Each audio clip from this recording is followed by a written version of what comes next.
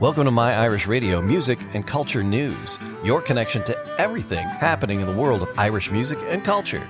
I'm Jamie Flanagan. Each episode will share the latest news from Ireland's vibrant music scene, from traditional and folk to rebel ballads, pub tunes, Celtic rock, and today's top Irish pop. We'll also bring you updates on festivals, cultural events, and people keeping Irish heritage alive around the world. And remember, My Irish Radio is more than just a station. It's your community, your soundtrack, your voice. You can listen 24/7 at myirishradio.com and through the links in the podcast description below. Here's the best part. You can be part of it. Host your very own show on My Irish Radio. Choose your playlist, share your stories, make My Irish Radio your Irish Radio. Let's get into what's happening this week in Irish music and culture. You've pulled together an incredible stack of sources for us today, really taking the pulse of Irish arts, culture, and society as we close out 2025. It's a fascinating collection. It really is. And what's immediately clear is that, the sources are showing a nation in a period of really intense cultural definition. Right. We're not just looking at trends here. We're watching Ireland negotiate its own identity in real time. Everything from political shakeups to these massive global artistic breakthroughs. Exactly. So our mission is to get past the headlines, to really extract the most surprising facts, the key cultural milestones, and I guess the debates that are really shaping the nation. We want to make sure you get the full nuanced picture. Okay, let's unpack this. And I think we have to start with the biggest story of the year, this seismic shift in Irish music. The sources are all calling 2025 a phenomenal year, and that feeling seems to be driven almost entirely by streaming success, both at home and globally. It wasn't just a good year, though. I think it was an inflection point.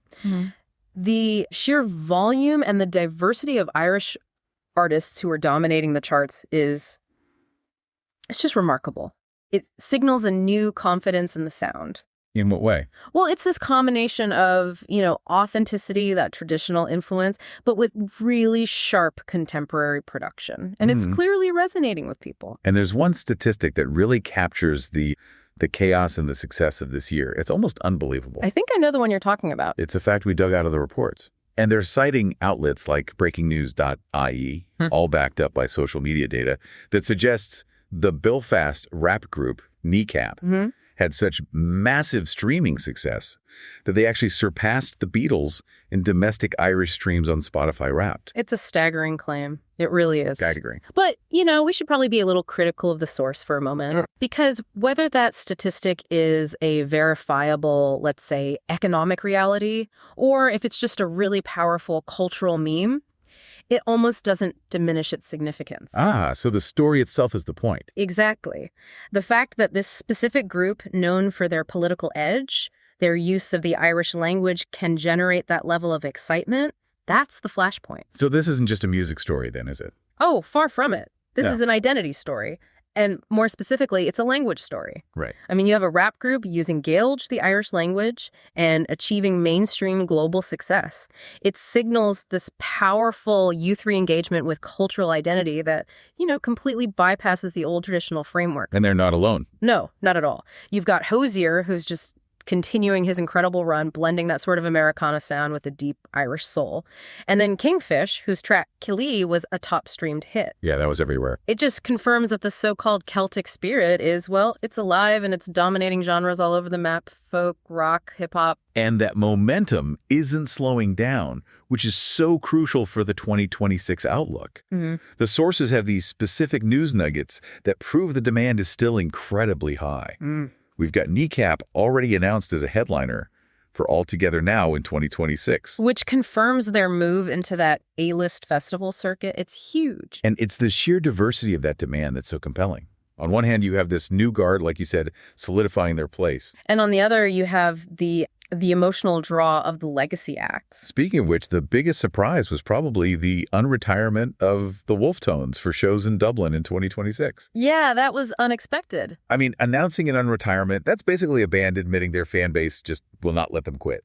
It shows that incredible emotional pull these foundational folk acts still have. And that energy exists right alongside massive pop demand. Being Westlife. Exactly. Westlife had to add extra dates to their 25th anniversary residency because sales were just through the roof. So you've got this triple wave. A perfect storm. You have legacy pop, legacy folk, and brand new political hip-hop, all driving the national conversation and, filling venues. It's a phenomenal survey of the charts and tours. Okay, so let's zoom in a little further now. Yeah. Moving away from the huge chart success to look at where the traditional roots are being nurtured. Because the strength of the scene isn't just about stadium capacity. Absolutely not. The music ecosystem is incredibly deep. Beyond those streaming titans, there's a really strong organic movement to make sure traditional Irish music stays vibrant and localized. And that extends way beyond Ireland's borders, right? Oh, for sure. We saw a really interesting example of that diaspora effect in the sources. They were referencing planned events in places as far-flung as Rockaway, New York. Wow. Yeah, all with the aim of bringing trad music back to the local communities there. It just shows how robust those cultural ties are, how they're actively maintained by the Irish abroad. And what's fascinating here is the variety of new material that's keeping the whole scene relevant. It's not just preservation, it's evolution. You've got these long-established traditional sounds being refreshed. Sources like the Irish and Celtic Music podcast are shining a light on new stuff from artists like Jerry O'Connor, the Gothard Sisters, the Irish Rovers. Keeping the foundational sound current. Exactly.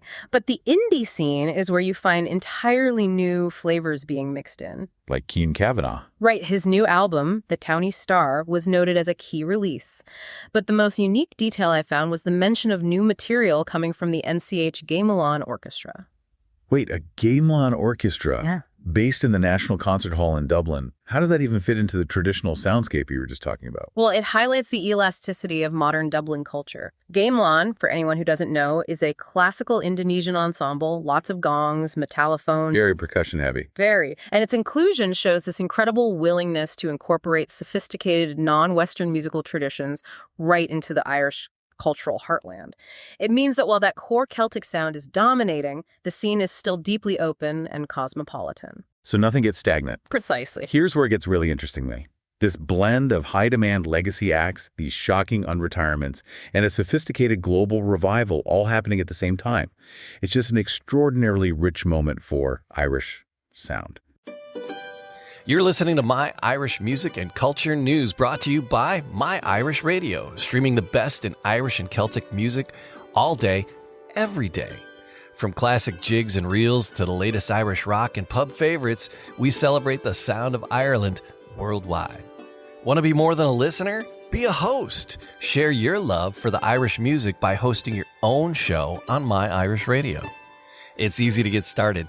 Just send us an email, myirishradio@gmail.com.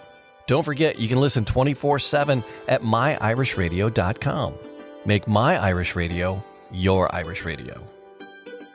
Okay, let's transition now from the sound of success to the deeper currents of culture, customs, and heritage that really mark the end of 2025. If the music scene is all dynamic energy. Then the enduring traditions are the cultural anchor. That contrast is essential to understanding the nation. Give me an example. Okay, so alongside the predictable post-Christmas sales and all that economic activity, one of the ancient customs was observed without fail, the hunting the wren tradition on St. Stephen's Day. For listeners who might not be familiar, what exactly is the significance of that? It's a centuries-old tradition, probably pre-Christian, mostly observed on December 26.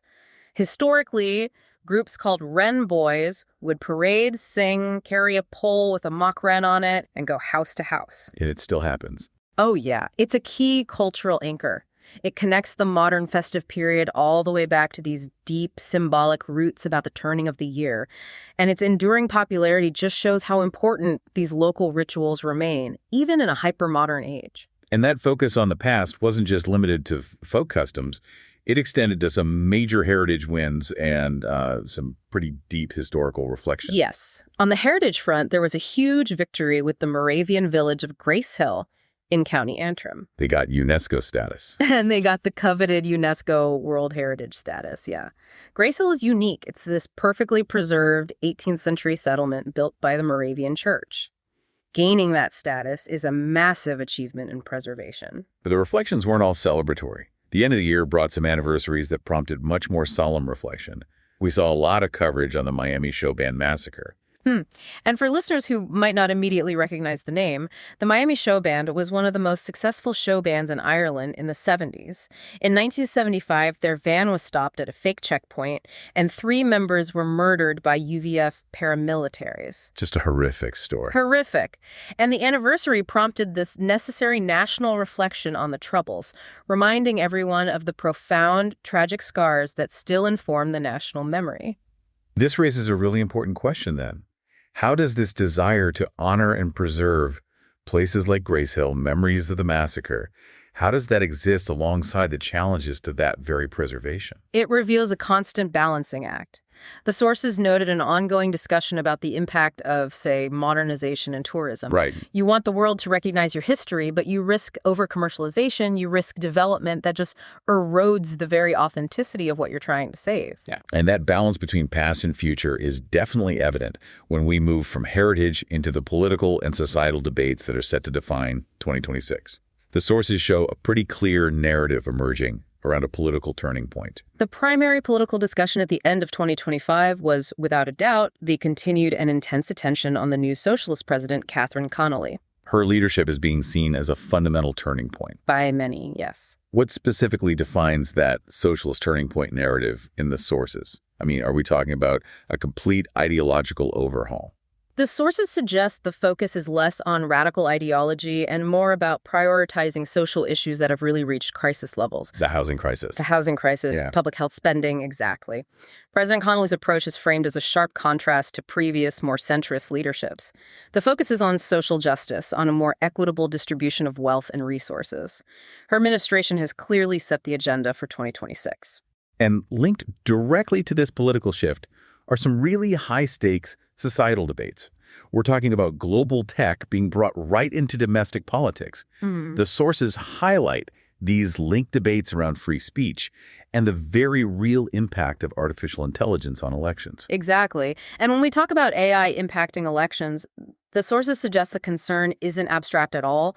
They're worried about targeted domestic disinformation campaigns, the rapid creation of deepfakes to discredit politicians. Just an overall erosion of trust. A total erosion of trust, especially when it's linked to the sensitive political debates that are already ongoing. And it connects those huge high-level issues right down to the community level. The sources didn't just cover national politics, they also focused on community and integration stories. Like the coverage of the most Ukrainian town in Ireland.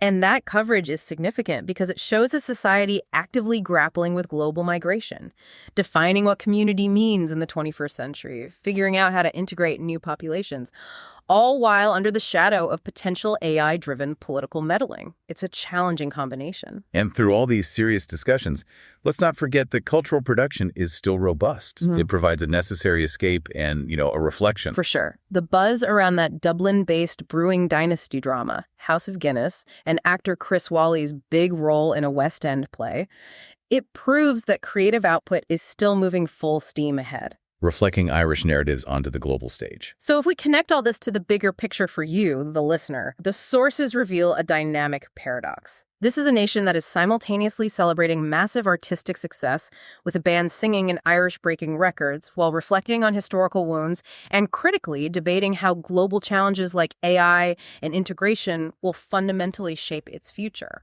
What a breadth of information we've uncovered. I mean, we went from the cultural meme of Kneecap's streaming records to the renewed focus on social justice under President Connolly. All while tracking enduring customs like hunting the wren. And the struggle for heritage preservation at places like Gracehill. It's an incredible snapshot. It's a complete and utterly dynamic snapshot. Irish culture is experiencing a period of high visibility and intense internal reevaluation, both at home and globally. So what does this all mean? It means the cultural conversation is louder, more political, and more multifaceted than it has been in years.